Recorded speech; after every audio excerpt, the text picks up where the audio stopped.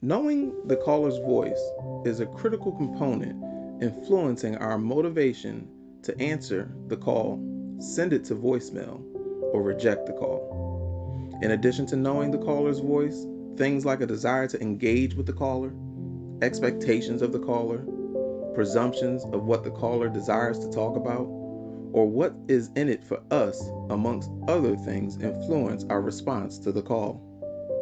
Let us focus on what it looks like to know the caller's voice, how that impacts and is impacted by our relationship with the caller, and how we can begin to improve or incline our ear for the caller. To do this, I'd like to turn your attention to the prophet Elijah in the Old Testament and Jesus Christ, the Messiah, in the New Testament of the Bible. We are introduced to the prophet Elijah when the Lord calls and instructs him to bring about correction to his people, Israel. God's people, under the rule of King Ahab and Queen Jezebel, had become consumed by idolatry and worshiping the pagan god Baal. At the time we are introduced to Elijah, Ahab and Jezebel have had many of God's prophets killed and are seeking the life of Elijah after he has declared in the name of the Lord that there would be no rain again until he said so. This serves as a direct opposition to the god Baal, who is the god of rain and fertility.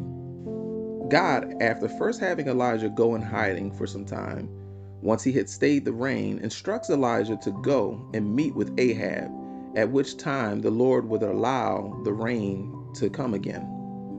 Elijah encounters Obadiah, a man that feared the Lord, and who was a governor in King Ahab's house. Elijah asks Obadiah to tell Ahab that he wants to meet with him. But Obadiah is fearful that Elijah will not show up, causing Ahab to want to kill him. Elijah promises to show up and proceeds to charge the people of Israel to get off the fence and decide to serve either God or Baal.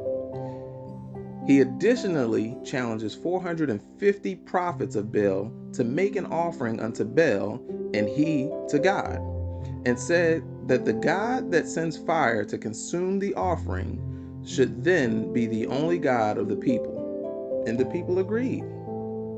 God puts Baal and his prophets to shame when Elijah has water poured over his offering, the wood for the offering, 3 times, and surrounds it with a pool of water before the Lord sends fire, consuming the offering, the wood, until it turns to dust, and dries up the pool of water also.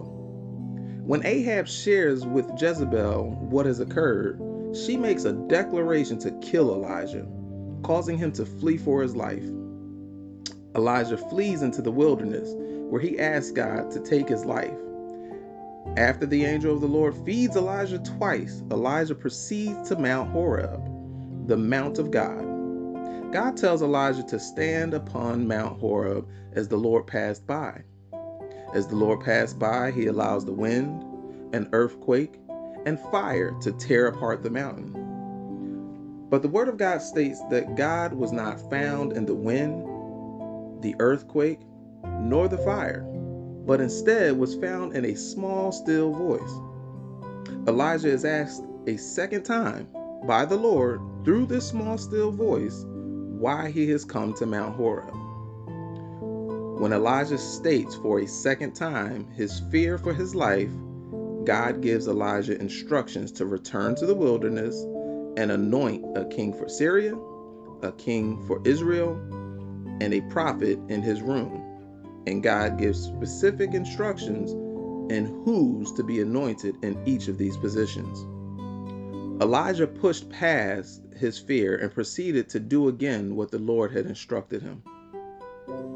Elijah surely knew the caller's voice, and he obeyed the caller's voice. I'm encouraged by Elijah because even while seeing the power and authority of God, Elijah still had to overcome his flesh and the same tendency we have to be overtaken by fear when having to stand out or stand up for God. In the New Testament book of John chapter 10, Christ refers to his followers as sheep, and he identifies himself as the door of the sheep. Christ speaks of his sheep knowing his voice and following him, while hearing the voice of a stranger and not following the stranger. He also speaks of a thief that comes into the sheepfold illegitimately and tries to steal, kill, and destroy the sheep. Why would the thief seek to do these things to the sheep? Surely sheep are of no threat to the thief because they are considered defenseless animals. The thief must therefore be seeking to hurt the owner of the sheep. Christ lastly identifies himself also as the Good Shepherd, reminding us that we as sheep were given to him by God, and that no man or no one can take us out of his hand. So we are reassured of the power and authority of God to keep us, but we must first acknowledge and remember that this capacity of this power and authority is conditional to our willingness to abandon our will for his will and reject all other voices to hear and follow his. Elijah demonstrates for us what it looks like to hear the voice of God, follow his guidance and instructions, and receive his care and covering. Yet we still struggle with fear for our own well-being because of the pursuit and persecution by those who are angered by what God does through us. How are we overtaken by fear when we should instead be overwhelmed by God's presence? His presence that should overpower and overshadow the cares and concerns of this world that are so much smaller than God. Like Elijah, we ought to confess our concerns and fears to God. Listen to the assignment he gives us.